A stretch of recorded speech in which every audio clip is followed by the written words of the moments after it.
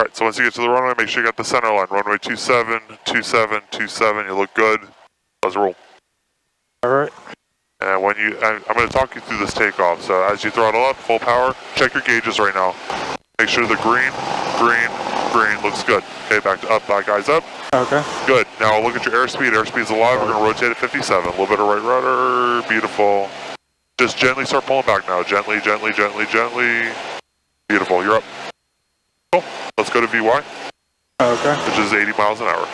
And then follow the runway heading. Good. So as you take off, as an airliner pilot, you got 30 seconds to run through all those checks. In a little Cessna, you got about 9. Right. So there's not a lot of time to work through that. But if your oil pressure gauge is 0 and you're about to take off, you'd rather find out on the runway than right now when the engine starts to smoke. Right. Looking good. Let's do a suggested heading of 340. Alright, 340.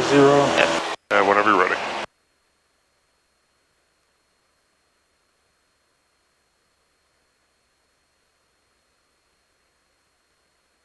It's a bit bumpy. Yeah, it's not that bad though.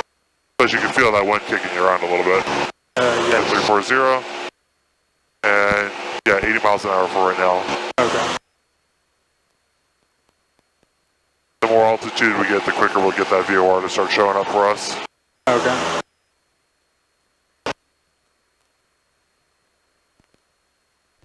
Alright, let's go ahead and let's get the foggles on. Okay. This is when flying becomes annoying for a little bit because I hate these things, and you're about to find out why. Mic controls? Your controls. Mic controls. Go ahead and put those on. Okay. Now you're only going to be able to see your instruments right here. Right. Alright, so let's continue an 80 mile an hour climb heading 340 up to 4,500. Your controls. My controls. Your controls. Okay. Does it feel a little weird? Yes. Yeah. 40 hours of this crap for your instrument rating. Okay. Wow.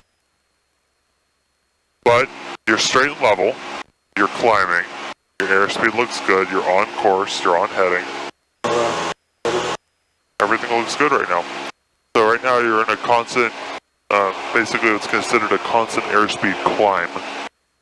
And what we'll do is, at this point now, you would never do this if you were by yourself, like wearing the foggles. Right. So my job is to keep an eye out the window and assume responsibility for any sort of visual separation. So a good instructor, whether, like I said, if we keep working together or you work with somebody else down the line, you know, a good flight instructor at this point is looking out the windows and paying attention to what's going on. If they're buried on their phone or they're not paying attention to what's going on, you probably want to go find somebody else to work with, because at this point you have to trust them with your life, basically.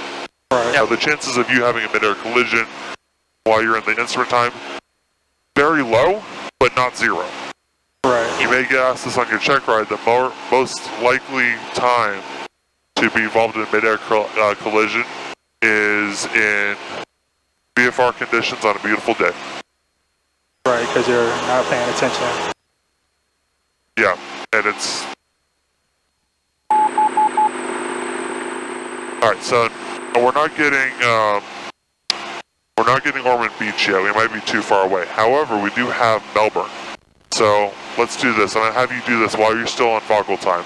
Okay. Do you know how to use any of this over here as far as the VORs? Today's a good day to do it. Alright, yes. So I already configured 115.85 is Melbourne for right there for you. So I'm just going to show you, but I want you to actually push the buttons. Okay. So you get the muscle memory developed quicker. Basically, that button right there switches it over. Go ahead and push that button right there. Good. Now from here, push this one straight in. That's going to tune what's called the ID. All that's going to do now is going to start broadcasting the Morse code in a way that we can hear it. So in order to do that now, we have to turn on the nav2 comm. So go ahead and push the nav2 button right here. Okay. Now over in Garmin Pilot or ForeFlight or an actual physical chart, do you see my chart for example? You should hear beep, beep, beep, beep, beep, beep, beep, beep, beep, beep. Does that confirm you have the Melbourne VOR? Yes. Good. All right. So from there, we've confirmed that it's the Melbourne VOR. We can push the nav 2, push that nav 2 button, turn it off again. Let's get back to the 340 heading, please. Oh. That's where the instrument stuff comes into play. Yeah. You don't want the controllers yelling at you. Or getting yourself in trouble, because bad things happen. But nothing to worry about. So we're back on 340 heading. Beautiful. All right, so now from here, this particular device, you got a Garmin G530. This button right here says GPS. Right here, this button, push this button in. It's going to switch it to what's called VLOG.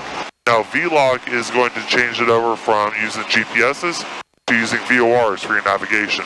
Okay. So now from over here, push this one in right here, and then push it a little harder. Now go over 3 clicks to the right where it says course.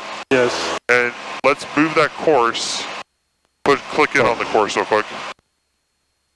Now start moving it left and right and see what happens. Okay. The needle. So let's keep the arrow pointing in the direction we're going. It makes your life a lot easier. Okay. But what's going to happen is as you're clicking it over, notice how it's starting to come in. Move it over a little bit more. Oh, this is what, to center it. There you go. Okay. So this is what's called a radial. Are you familiar with that term yet? Yes. Okay. So what that is basically we are on the 348. 348 radial from Melbourne right now. So we can use the VORs to go to, we can use the VORs to go from. See the little dash line right there? Yes. The cool part about this aircraft is it shows you which direction you're actually going, including the wind correction for you. So you're pointing, your nose is perfect on the radial, but you've got wind pushing you this way. So your nose is going this way, but you're actually going this way. Okay. So what we got to do is to stand the 348 radial, we need to actually move. Let's turn left about to like a 335 or so. Whatever heading you need to get this line to go right on the VOR. Okay. And finally, Lima, you have no prayer in doing this. You have to basically just adjust it. Now, see how the VOR and that dash line are the same spot? Yes. You're basically tracking that VOR exactly. Okay. Does that make sense? Yes. So if you're using VORs, now you have the ability to use those to navigate, but we're using that to go... 758, whenever you can, while they flight conditions, please. We're basically using that to navigate. So you can go across the entire country VOR to VOR. Oh, okay. Which, back in the quote-unquote good old days, you actually could. Right. Realistically, that's not necessarily the case, but because GPS is the preferred method of navigation right now. Okay, we're in the clouds. We still have a little bit of ground visibility. As long as we can see the ground, we're okay.